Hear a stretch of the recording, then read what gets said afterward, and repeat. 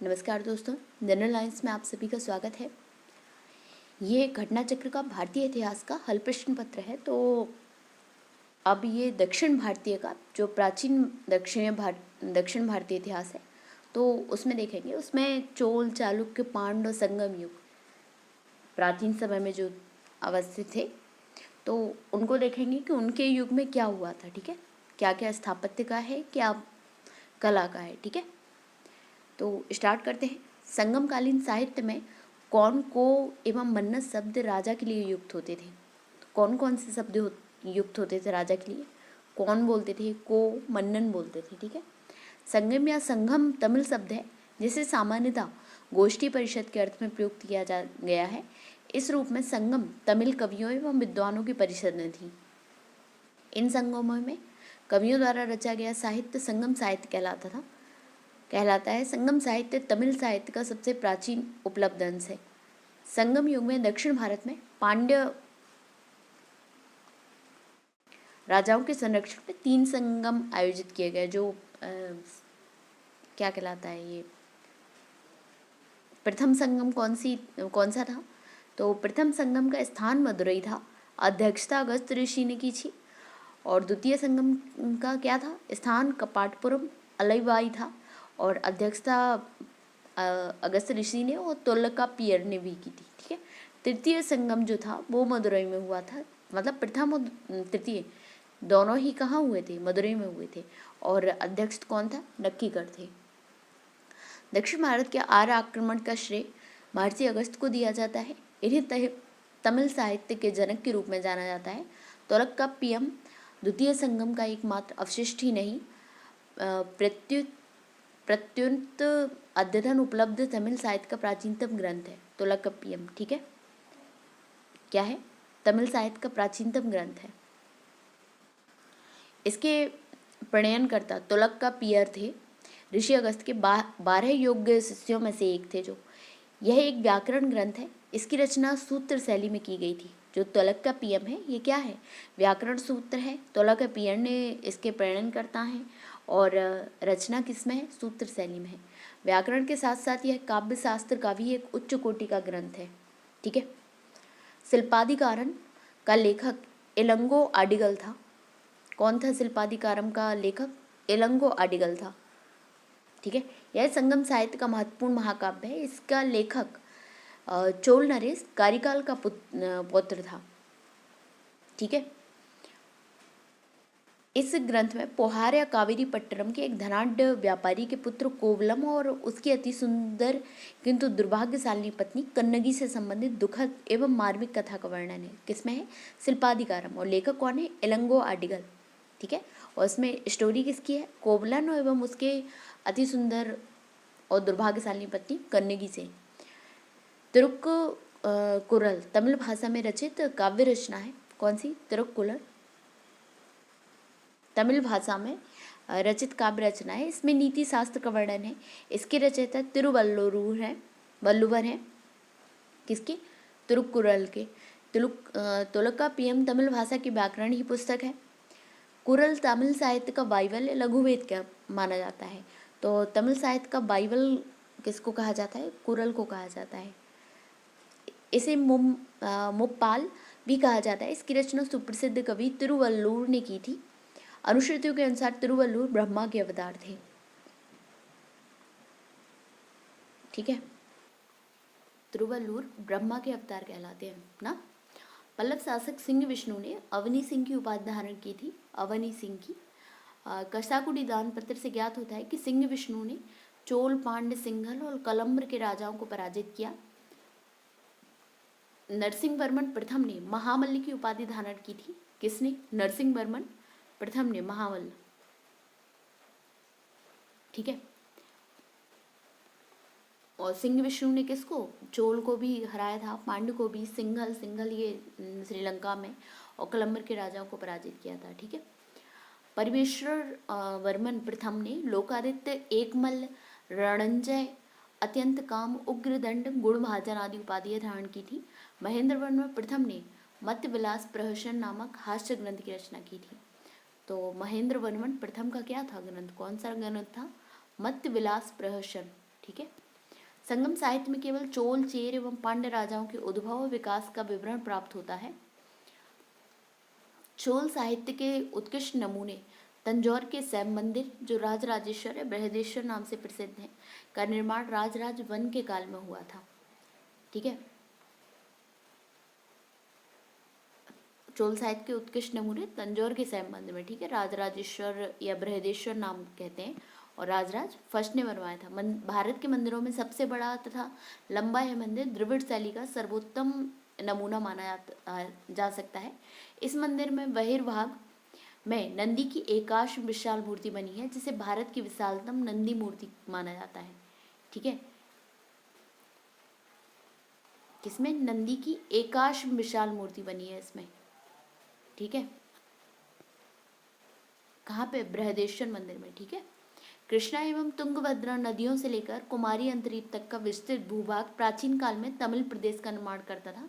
इसमें कोरोमंडल तट और दक्कन के कुछ भाग यथा उरेयूर, कावेरीपट्टनम, तंजावुर आदि चोलों के अधिकार में थे।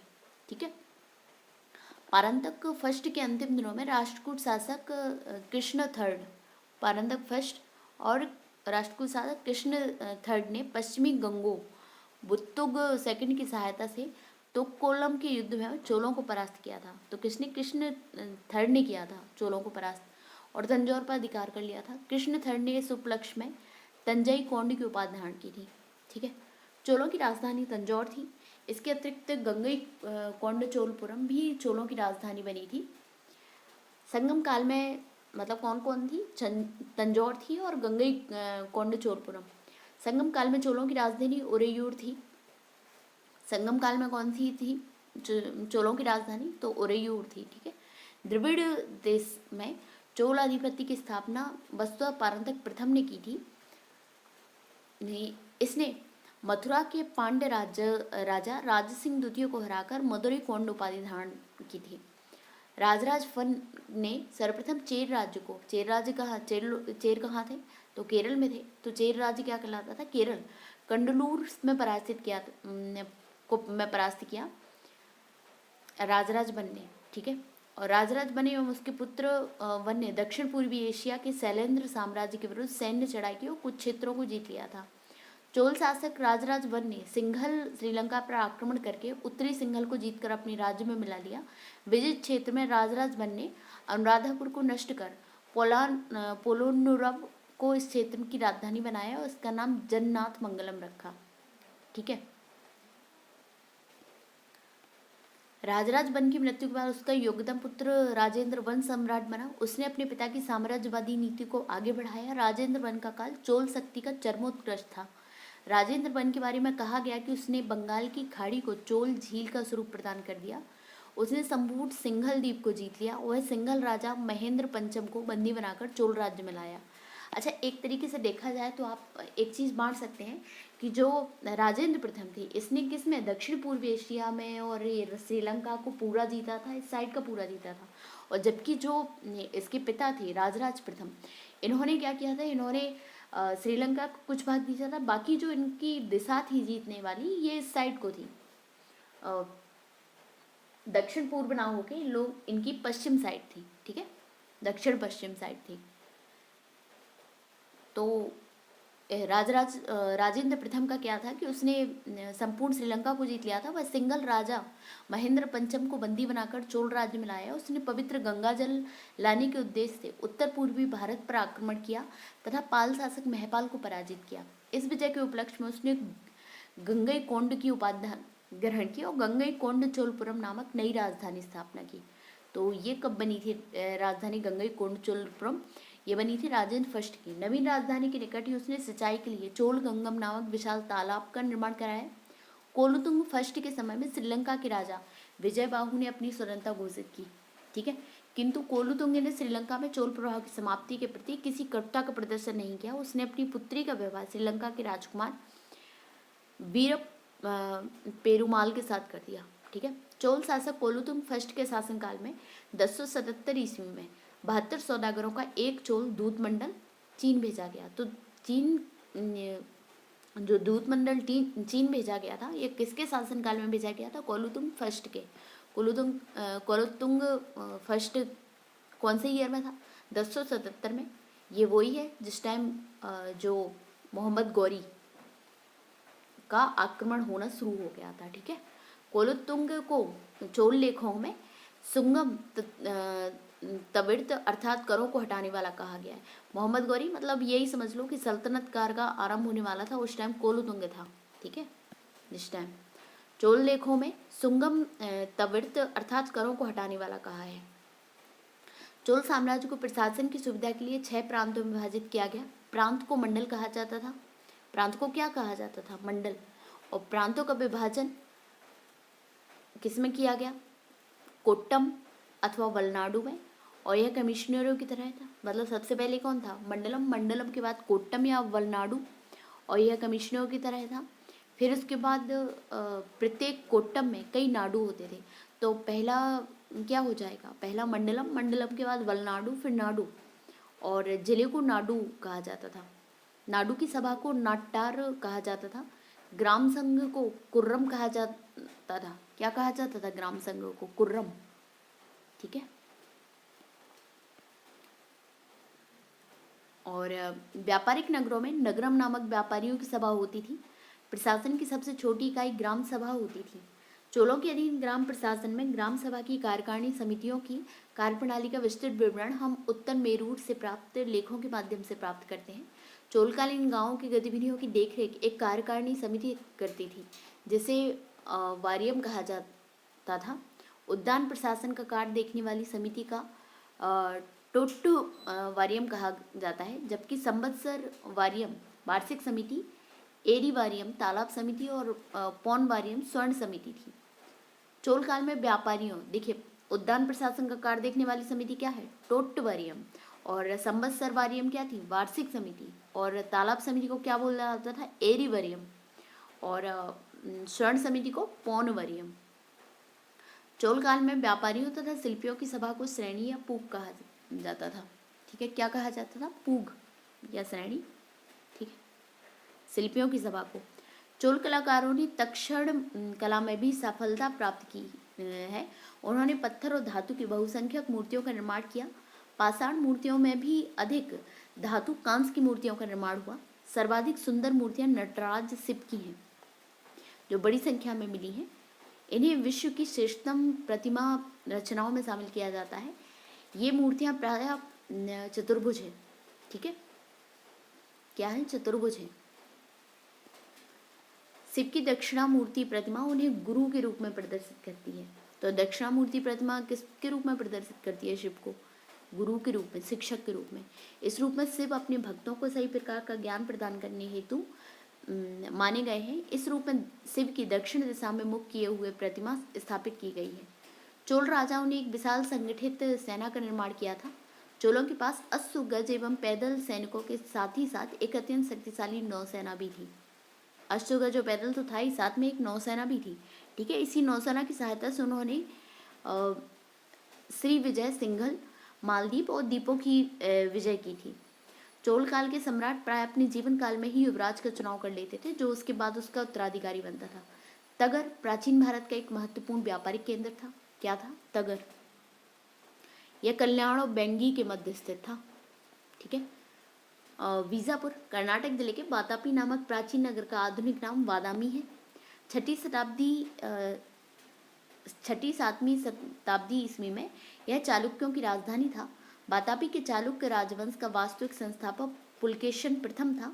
पुलकेशन द्वितीय चालुक्य वंश के शासकों में सर्वाधिक योग्य एवं शक्तिशाली था। ठीक है, और वातापी के चालुक्य राजवंश का वास्तविक संस्थापक कौन था? पुलकेशन प्रथम था। और पुलकेशन द्वितीय क्या था? चालुक्य वंश के सर्वाधिक योग्य और शक्तिशाली। इसी ने हर्ष को हराया था। ठीक है, उसने 610 और 642 तक शासन किया। उसकी उपलब्धियों का विवरण हमें ऐहोल अभिलेख से प्राप्त होता है। इस लेख की रचना रविकीर्ति ने की थी। किसने की थी? रविकीर्ति ने की थी। चालुक्यों के शासनकाल में प्रायः महिलाओं को उच्च पदों पर नियुक्त किया जाता था।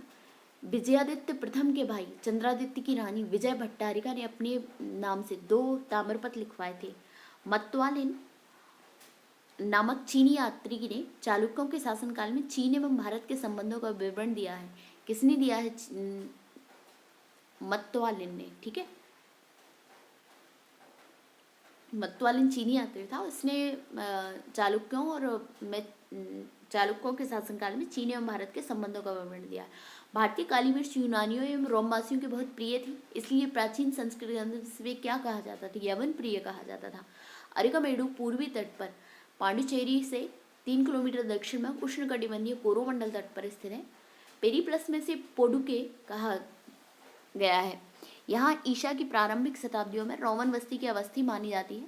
यहाँ से प्राप्त अवशेषों में कई रोमन वस्तुएं प्राप्त हुई हैं, जिनमें शराब के 2 हत्थे, कलश, रोमन लैंप, रोमन ग्लास आदि प्रमुख हैं।